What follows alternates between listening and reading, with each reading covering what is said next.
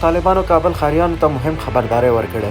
سلام او ښې چېرې د افغان پلس چینل تازه ویډیو ته ښه راغلاست. د طالبانو ویان ذبیح الله مجاهد د افغانستان د تلویزیون سره په مرکه کې کابل ښاریانو ته یو مهم خبرداری ورکړی.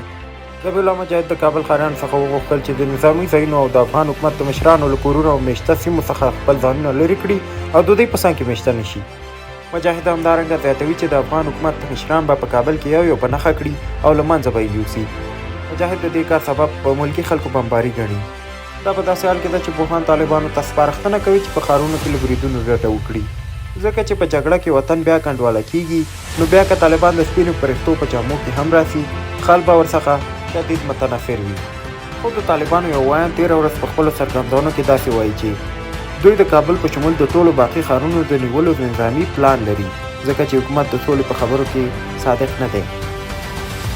خو حکومتي چارواکي وایي چې غني په دې شرط چې طالبان ټاکنې ومني استعفا او د واک انتقال ته هم تیار دی، خو پرته له دې طالبانو په وړاندې د مقابلې او مقاومت بل انتخاب نه لري.